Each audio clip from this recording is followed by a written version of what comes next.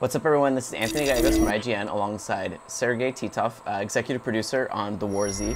And, Hi guys. And we're here to tell you about this upcoming zombie survival game. So, Sergey, what's kind of the elevator pitch for The War Z? What is the high level concept behind it? Think of War Z as kind of mix of several genres combined in one game. So it's, if we are talking about like zombie games in general, so think of mix of Left 4 Dead, Dead Island, kind of DayZ mod, and Minecraft. Okay, Minecraft is not exactly a zombie game, but that feels... There are zombies in Minecraft. Yeah, there are zombies in Minecraft. So, and that's kind of... War Z is a mix of all of those. So you have kind of three pillars of the gameplay for War Z.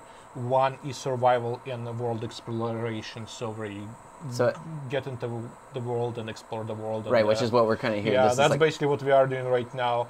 The second pillar is social interaction between players and how they collaborate and work in the world together. And the third one is more like what we call the rebuilding society after zombie apocalypse. And basically people and players working on building new society, and whatever it will be, it may be like good, bad, and ugly. So we don't know how it will turn out. So when you drop into the world of the War Z, you kind of are. It takes place in Colorado.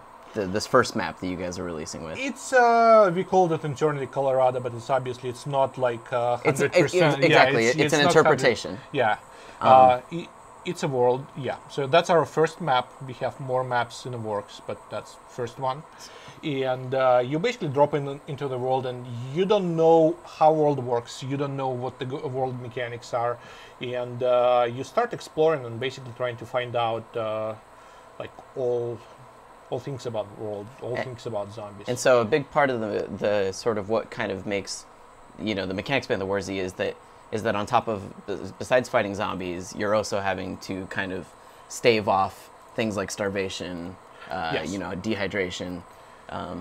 Also, yeah. I take it there's like there's like medical needs, which is why you have bandages. Yeah, painkillers like those.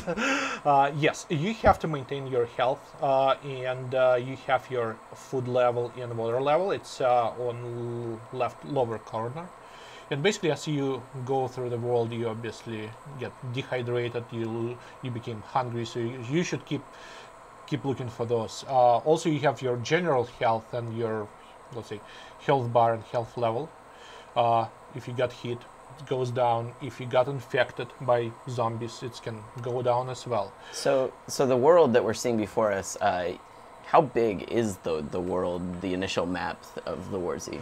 So initial map is about 160 square kilometers. Yeah, that's about 60 to 70 square miles. Okay. So that's about your size, and the vast majority of the world knows kilometers. It's yeah, just yeah, us dummies who don't. So obviously there's a day-night cycle to what's going on.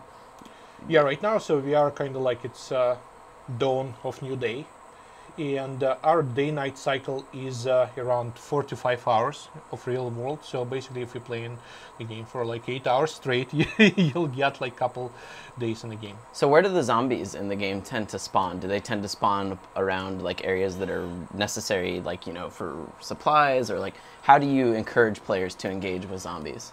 So basically, like it's like in real life. Okay, I said real life, but in real life we don't have zombies, thanks God, yet. But zombies are spawned where people lived, and because zombies are not exactly like some outer world creatures, they are just people who lived there, and then they got infected, they became zombies. So that's cities, single houses, and everything. And obviously, you will find supplies where they belong. So it's general stores or other people's houses, or maybe even some. So for example, we are approaching town right now where there is small church that was used by survivors to kind of barricade and build their own base there. So I hope there is some supplies there, and we'll find it out. But first thing you want to do when you are approaching city, you want to kind of look and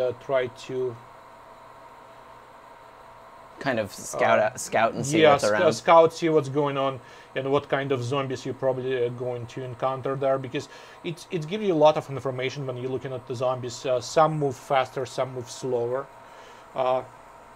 some just stand still, and by observing how many faster or slower moving zombies there, you can kind of like say, okay, is it a dangerous place for me to go or not? Sure. I think this place, okay, we'll see how it goes. There's a lot of them down there. Yeah. and so the zombies, as far as how they detect you, that's what's up on the upper right-hand corner of the screen. Yes. So you guys take account of sight and sound, and but I think I remember hearing that it's sound that is the primary way to detect you. It's mostly sound, because zombies probably like their vision is degraded. Sure. So they can see very well, and smell is only working for about like 20 feet away. So it's mostly will be sound. And okay, so I can go like that. I need to put silencer, and I need some better stuff. You're a pretty well-equipped zombie survivor. Yes, I am developer, so it's like only way for me to go right now, like almost all guns blazing and like into the city, because under normal condition players will probably won't be able to find well-equipped gun like that. Sure, the type of player that would have the kind of equipment that you have, this is someone that's put in a lot of time and done a lot of exploring and done really well for themselves. It's a lot of time, like really a lot, because weapons are rare, ammo is even more rare, and attachments for weapons are really, really, really rare. But players will all start with a flashlight, right? Which they can use as a rudimentary weapon if they have to. Yes, flashlight is actually quite usable melee weapon. So I'll try to, let me show you. I'll try to get closer to that dude from behind. Oh.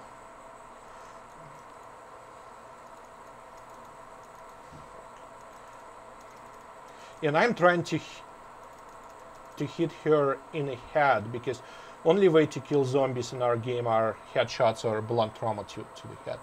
Yeah, so you can use your flashlight. It's not ideal. I mean, obviously you're putting yourself in melee range of the zombies, which is what you basically never want to happen. But yeah.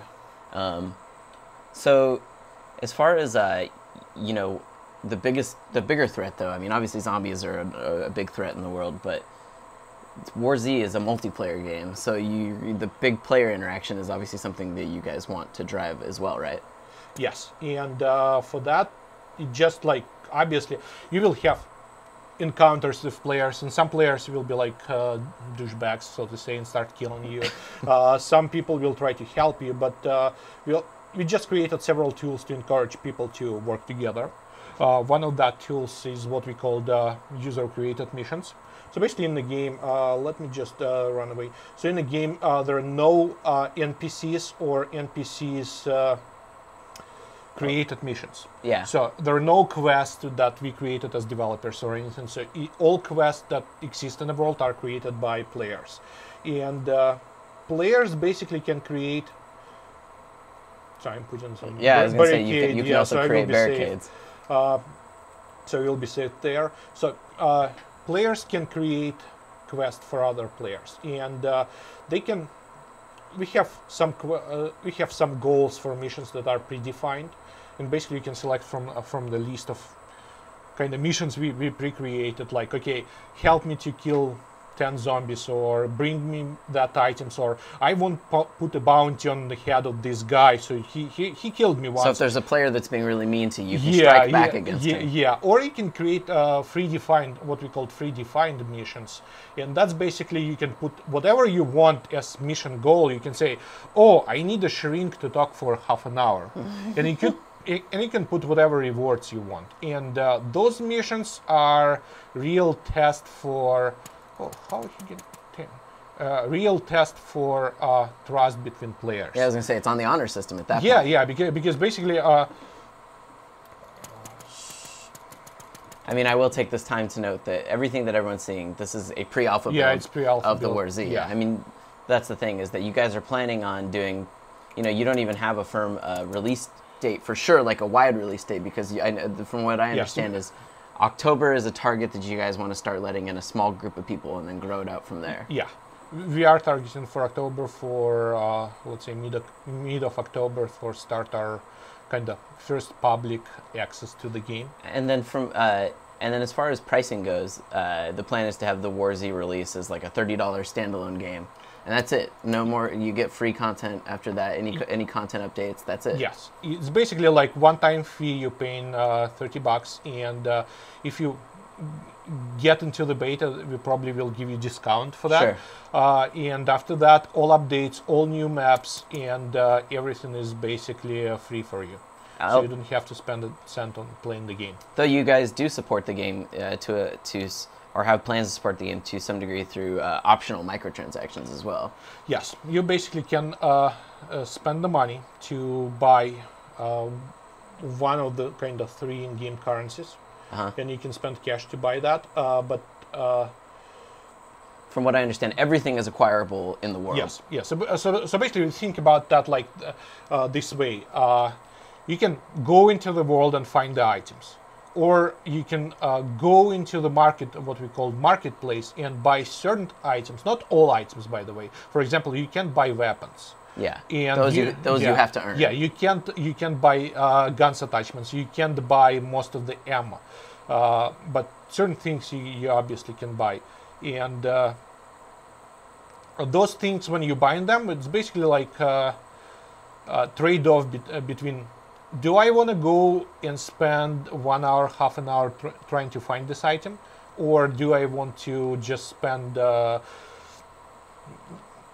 50 cents, 70 cents and buy this item in a store? Sure. And also, I remember one thing that I heard you tell me before that sounded cool is that the in-game quests that players can assign, they can do that for the currency money as well, correct? So they can, yes. They can, you can do the in-game currency, you can do the transaction currency. Like, yes. It's up to the players to kind of set the bounty. It's completely up to the players. We kind of saying, okay, there is sort of a game economy in a game, like just economy in a game.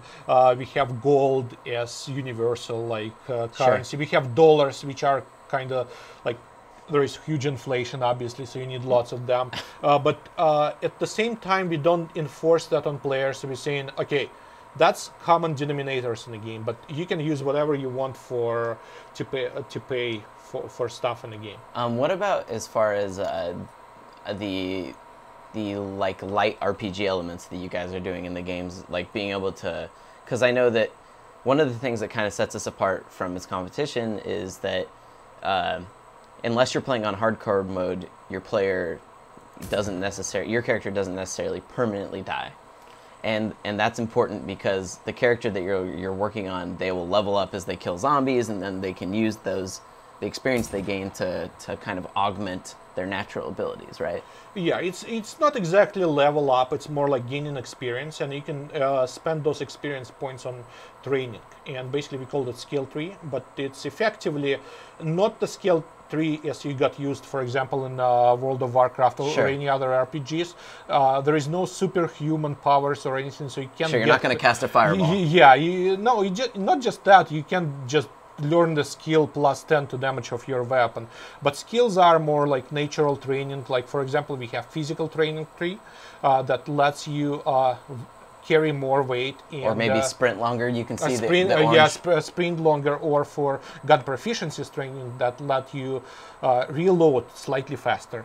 But at the end, guy with hatchet can kill guy who like maxed out on skill trees. They've just like couple blows in the head. He can still take his stuff. Yeah, it's it's not creating like superhuman or any huge advantage when fighting other players. So, but when you die on normal mode, like what are the ways that you guys are experimenting with as far as making death meaningful, when they get to respawn? Oh, couple things. It's number one.